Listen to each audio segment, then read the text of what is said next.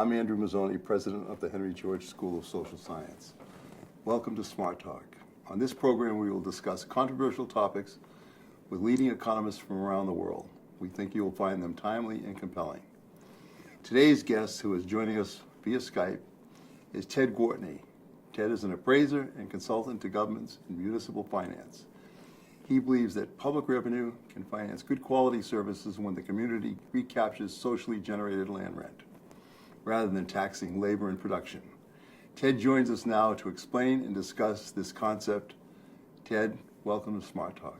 We'll pick up our conversation first trying to capture all the experience you've had in implementing land assessment policies all around the world, not only in the United States. We'll talk about your experience in Greenwich, Connecticut. We'll talk about your belief in the Georgist philosophy.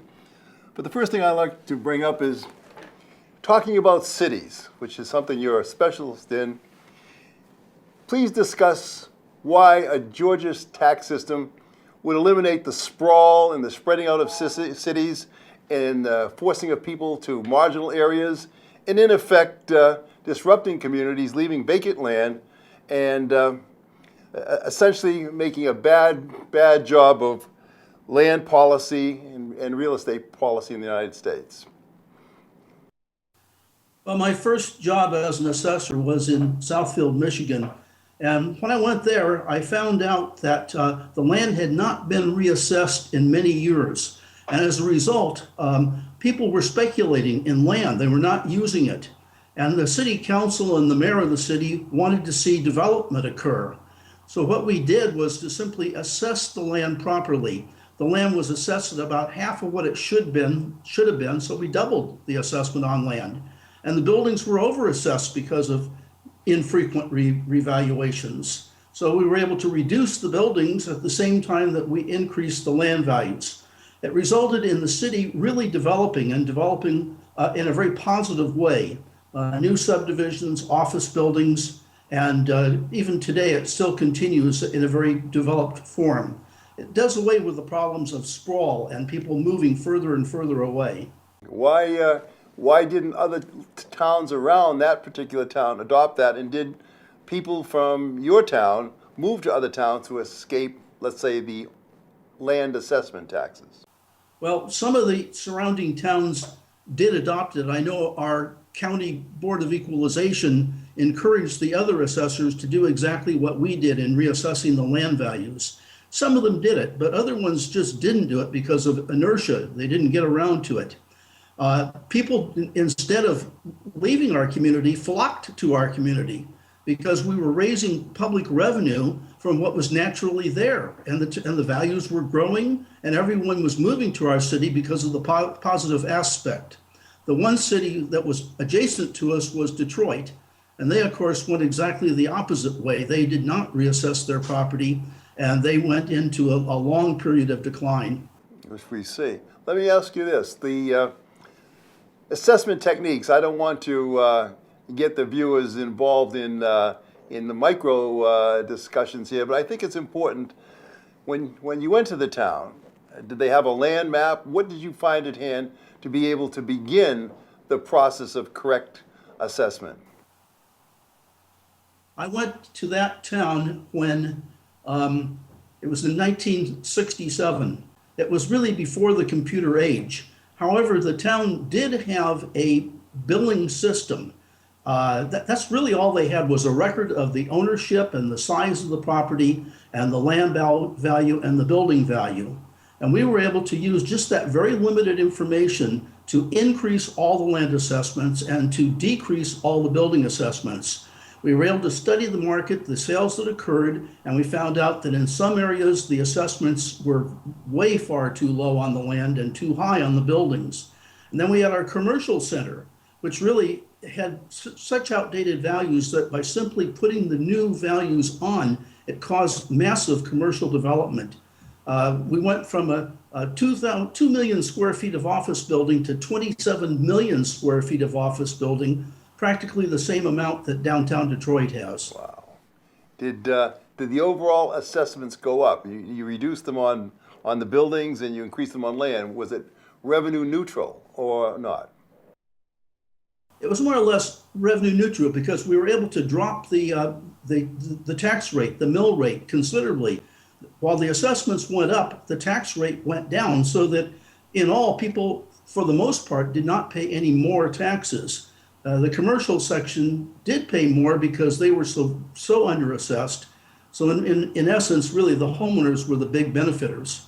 All right, but you wouldn't have been able to put on a full land value tax simply because the offset, reduction of income and sales taxes and capital gains taxes would not have been available to you. So you would have had to only go up to a certain limit. What was the limit that you could have comfortably gone up to without becoming punitive?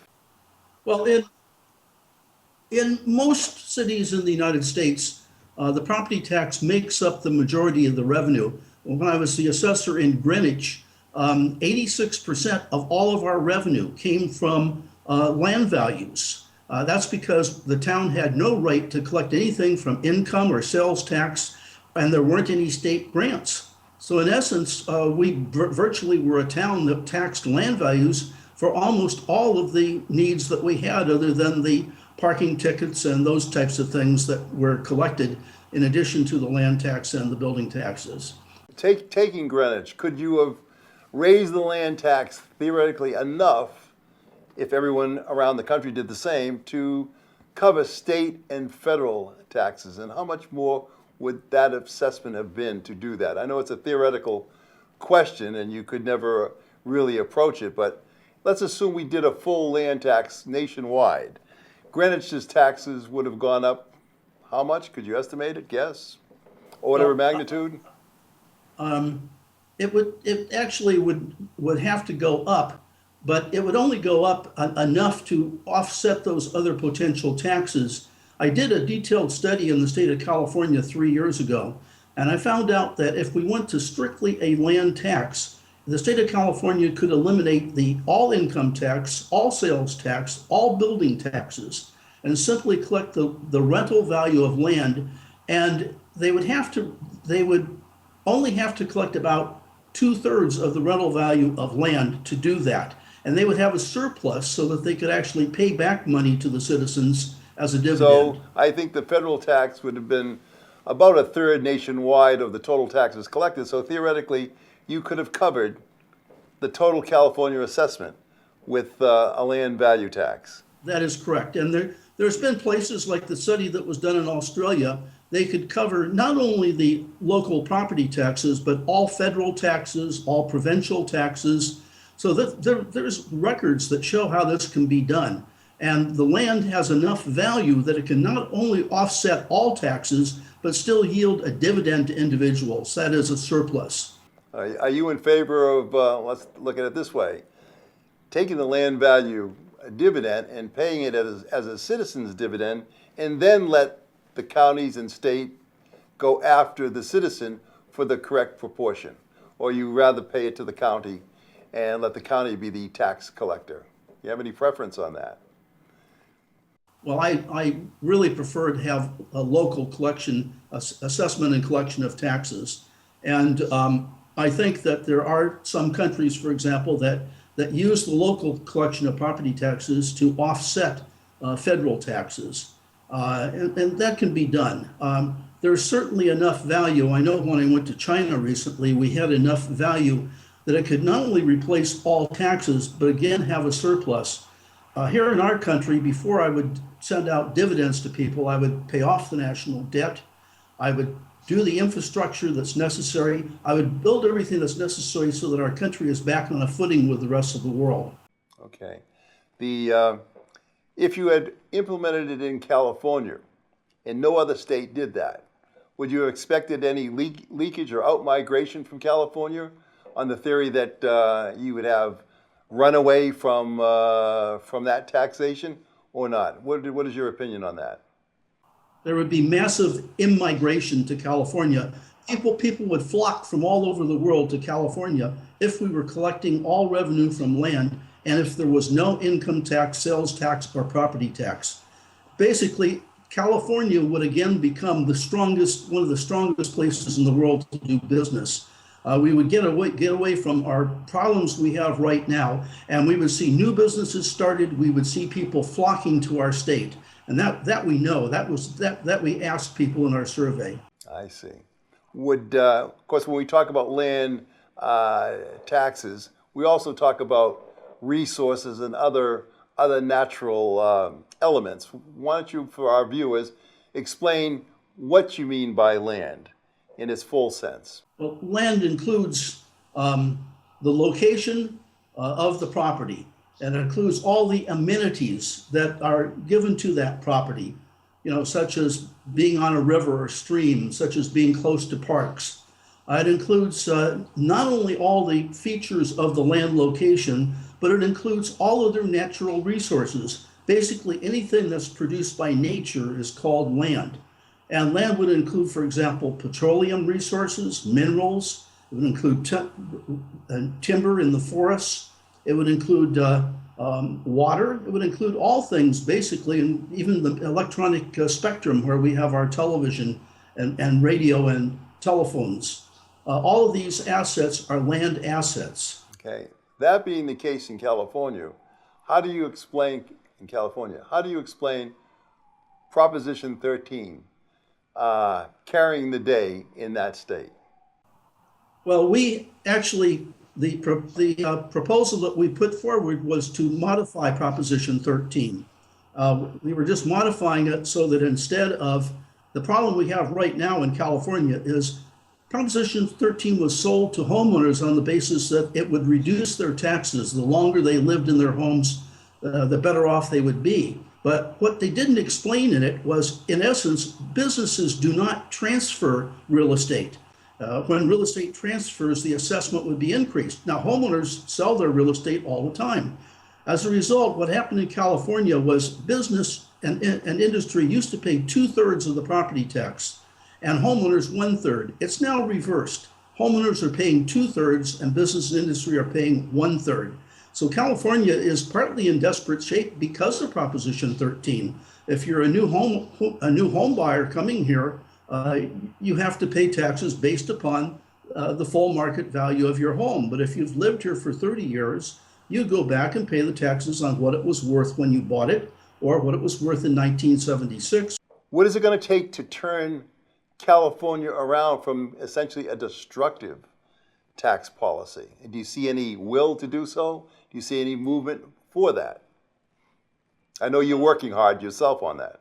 My own thought is that it requires a proposition to change Proposition 13, and that would be basically to do away with the income tax, the sales tax, the property tax, and replace those with the tax on land rent.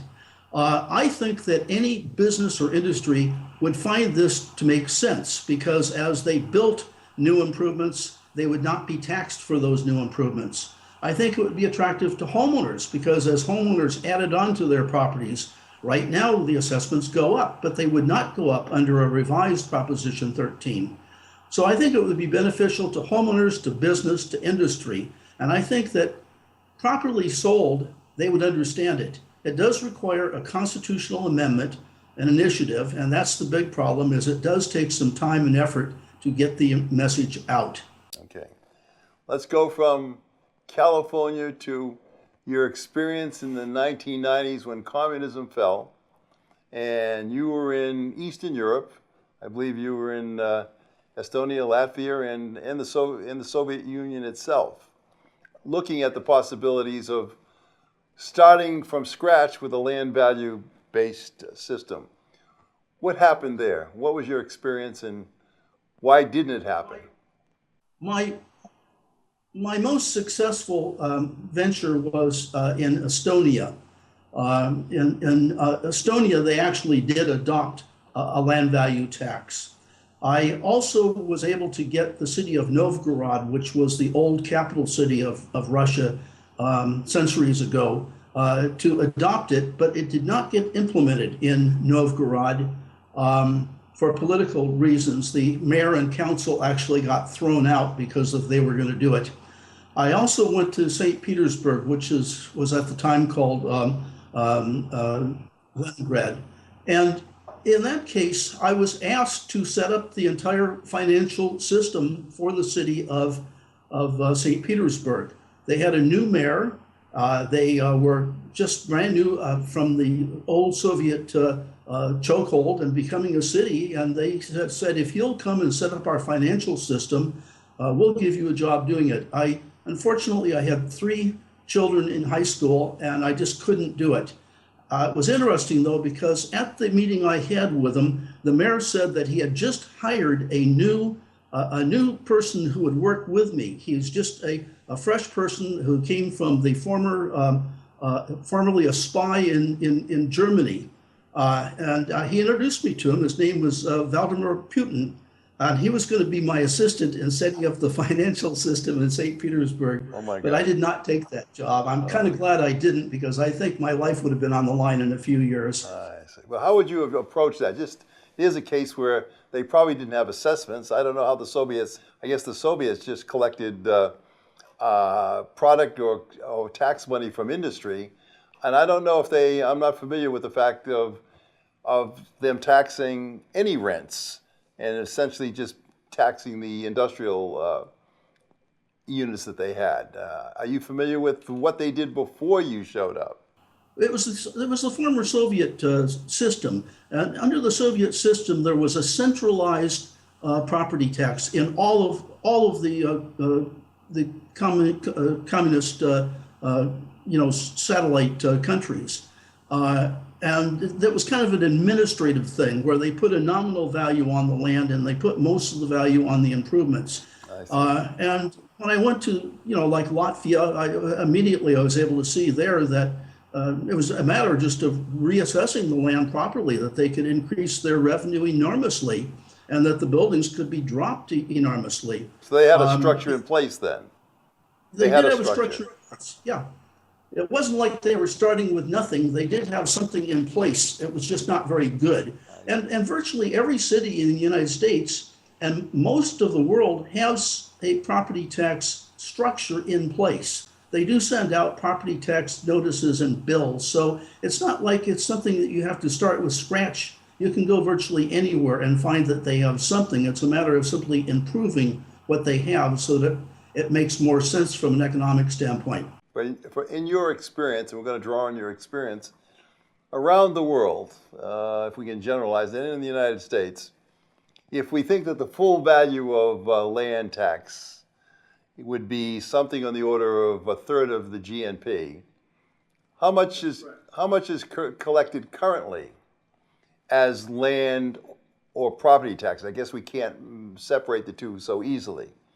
But would you have an estimate in mind right now as to what percentage we do collect? Obviously, nothing close to the 1/3. Right now, we're collecting on average, about 1% of the property value, which probably would work out to being a very small fraction of the gross national product, perhaps 4%, something like that. And it could be much, much greater. It could be up to 33%. And I know that I did a figure on the world based upon my estimate of 33%. There's $17.7 trillion of land value based upon the current statistics of gross national product that we have. That's an awful lot of money. That's much more money that's collected for property taxes now. And I think that, or for any taxes. So I think it would make sense virtually anywhere. Okay. And you're basically taking the Australian study, I would imagine, as your basing point. Yes. There. Yes, I am. And I'm taking that, and I've also kind of plotted it against the research that I've done in California and in other places. Okay. And I think it's sound judgment. We've done a study here at the school, and we come out with something like 35% of the GNP would be land value. And so I think the converging point of 1/3 is probably a good baseline. Yes. If one country adopted it and not another country adopted it, the country who adopted it would have an advantage or disadvantage relative to the rest of the world, in your opinion? I think you've already answered the question from California's point of view? It would have an enormous advantage over every other country in the world. Business and industry would flock to that country because business and industry understand a land tax. They understand that what's being taken is what is natural, and what is not being taken is their produce. What is not being taken is their productive ability. What they're producing is not being taxed. And they understand that the people who are not being taxed will buy goods, and they will not only have a sound business producing goods, but they'll have a solid market buying goods.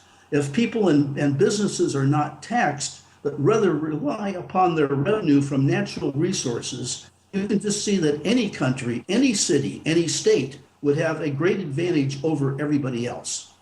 How about a country, and I'm going to feed you this question, how about a country with no resources, nothing to speak of, like Taiwan? If they did it, which in a way they did, they boomed and they had no real endowment, for example, compared to California. Any comments on that? Well, you don't really necessarily have to be well endowed with natural resources.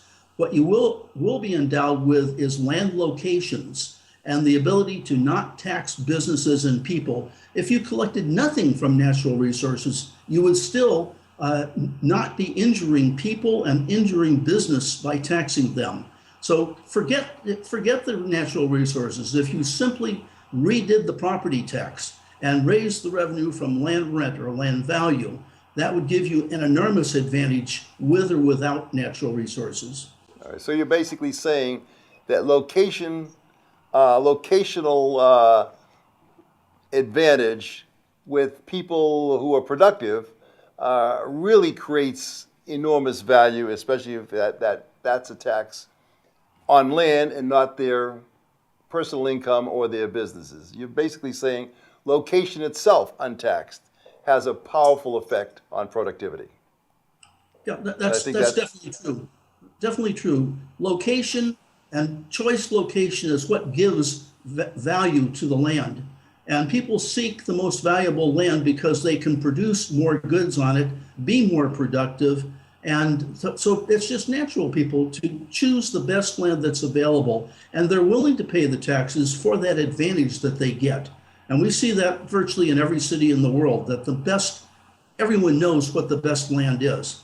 And everybody everyone wants to be close to that best land. Okay. So Manhattan and Hong Kong is no surprise to you? No, it is not. The productivity, okay. I mean, Manhattan has no resources other than talented people, right, and location. And Hong Kong, also the same. Yes. Now, traveling back to communist China, where yes, you've been there and you've studied the lay of the land, so to speak. Are they, in effect, using a modified or quasi-Georgist system inadvertently? The government basically owns the land, it leases the land, and maybe getting some of the benefits of a Georgist system by indirection. Your comments on that? Yes, they are leasing the land and making the land available on a auction type basis to developers. However, they're starting now to run out of valuable land that they can auction off and collect taxes on. First, the amount of taxes that they're collecting are very small. Their leases are not what they should be in terms of collecting land rental value. And they're reaching a point now where they're developing all these new cities and they're running out of land. They want to protect their farmland and they're going out of the way to be sure that farmland is protected, but they really need a new source of revenue. And that's why we spent 2 weeks with them this last year explaining a new source of revenue, and that is basically charging a land rent or a land tax. And that there they could, we did the actual numbers, they would be able to collect $2.1 trillion of land rent, and they would be able to not only replace all of the taxes they currently have, but also give every citizen a equivalent $5,000 rebate. No city has done that yet. We've presented the idea to 2 cities, and we're waiting to hear back. But I think because of lethargy. People don't tend to do things until it's been kind of someone else does it first. So I'm keeping my fingers crossed that we'll get a Chinese city to adopt it, but no one has done it Why yet. not the main government? I mean, they have a powerful central government. They can coordinate and make things happen perhaps faster than we can. Have you tried, or is any initiatives to get the central government of China to consider a nationwide land value tax? Well, the grant that we were given for the travel expenses and so forth was a federal grant from the national government through a university. And we did publish a book, and that book has gone out now to the key members of government. Again, though, it takes some real salesmanship, and we have not been given the opportunity to get over there and to sell the key people on the idea. The information has been published, it's available, it's in both the English and Chinese language, and we're hoping someday to get a phone call. But again, there's great lethargy. People just don't seem to think in terms of what major positive change and how it could reshape the entire world. Well, they do have a history, of course, they probably don't appreciate it, of Sun Yat-Sen, the nationalist leader who was a Henry George follower, and in effect, Taiwan benefited from that. Maybe the communists just do not want to be a follower of Sun Yat-Sen. You don't pick up any of that? Yes. Okay, you do. So they do have some examples right there that they could follow, and we just have to see them doing it. Again, it doesn't seem like they're moving on what ideas are right in front of them. Well, let's go back to Australia. I think recently, and I'm trying to recall this from memory, Australia is kind of a hotbed of land value taxation. They have the studies, they have kind of a progressive tradition, and I think they tried to impose a tax on their resources, especially the ones that they were going to export. In effect, a resource tax, which would be, in the spirit of the land value tax. And industry absolutely howled about that in Australia. Are you aware of that? Do you recall that? Yes. Okay. Yeah, most of their resources were going to China. Right. And the resource industries put up a fight and stopped the taxation of resources, which is unfortunate. What would their argument have been? I mean, the long-term economic argument is not valid, but would they have argued that perhaps they would have bought the resources someplace else, and in effect you have tax arbitrage, working here? Or say it another way, if there was a Georgia solution everywhere, they would have had no choice but to accept that tax policy. But there they fought tooth and nail to prevent any sort of tax on the resources itself. Yeah, in essence, what they've done there is they've asked every Australian citizen to take out money out of their pockets to subsidize the resource industries. By not taxing the resource industries, every other Australian has to make up the lost revenue. It's very unfair, and I think that someday maybe the people will wake up and say, why am I paying so much money to subsidize the resource industries? We're actually doing the same thing in the United States. They pay some taxes, but they pay such small taxes in compared to what their resources are worth. Let's assume I came back to the United States and I wanted to start a land tax movement in Manhattan, the home base of finance and real estate value and so on. And I went to the landowners in Manhattan and they said, look, I'm paying most of my rent to banks to finance further purchases of real estate and further speculation because I'm making my money on capital gains. And why would I want to have a tax on land value, which is the bulk of where the value is going on? Why would I want to do that? Why would they want to do that? The speculators and big real estate owners in Manhattan. And then I'd go to the suburbs and say, wouldn't that be a good idea to have a land value tax? And they'd all say, well, we're New Yorkers. We have some good property appreciation in our houses, and I don't want to tamper with that. That seems to be my investment bank, and you want to tax that, and how will I know that it'll come back to me in other ways. Your response to that? Well, I guess that there will be some land speculators who will have to pay more than what they're paying now. However, more than half the people that live in the United States are tenants. They don't own any property. Around 65% of people living in the United States do not own property. They're tenants.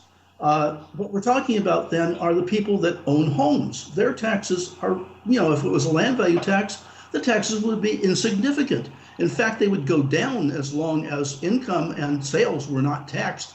All homeowners would benefit. So they would not argue against it. The only people who might argue against it are those people that hold acreage, rising in value, or key sites that are sitting there undeveloped or developed in an inadequate way. People buy slums not to tear them down and to build new properties, but to speculate on them, to own them for several years. It's just very, very unfair to set up our whole system so that a very few people, the 1%, take advantage of it, whereas the 99%, including all the tenants and all the homeowners, have to subsidize this. So I think that this makes sense in New York. I think it makes sense no matter where you talk about it. Well, Mayor Bloomberg probably would disagree with you because it was under his watch that the Goldman Sachs new building in Manhattan remains untaxed. Its property is untaxed. And the argument was, well, if we tax them, they'll leave and they'll go someplace else. And boy, that's a big revenue producer for New York City because, and I won't just say Goldman Sachs, but JP Morgan, all the big banks are bringing in money from all around the world. And wouldn't we want them to stay here?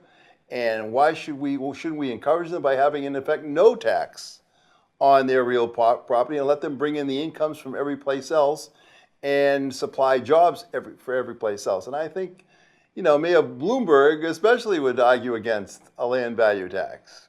I think that if Mayor Bloomberg understood the facts, if he had some good advisors, what they would say is that we can keep the businesses, the industries, the homeowners here if we eliminate the income tax, the sales tax, and the property tax. And instead we collect the rental value of land, only a portion of the rental value of land. Then people would flock to New York City. Then we'd have a problem of not having enough construction, not having enough office buildings, not having enough banks, not having enough of anything, because with the elimination of other taxes, basically New York would blossom. It always has to be thought of in that way. You don't just come in and implement a land value tax. You have to destroy the taxes that hurt people, that hurt businesses. I know that what's been done so far in Pennsylvania and other places is kind of a keep the same amount of revenue, but just shift it from buildings onto land.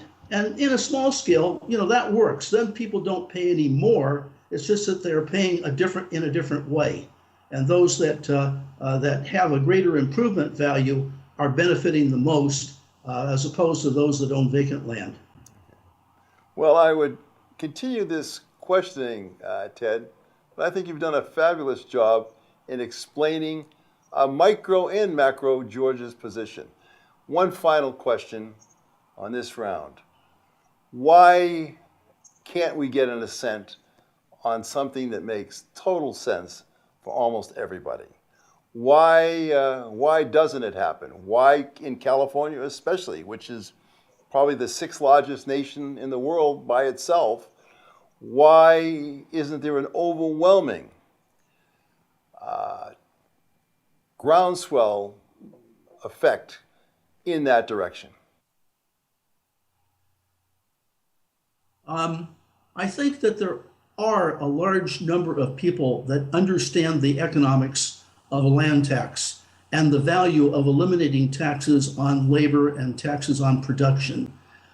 They're in the background, but they're not people who stand up on street corners and advocate for it like a religious person might. I think that the day will come. We just had a conference here in California where we had a large number of university professors who attended, as well as other people interested in economics.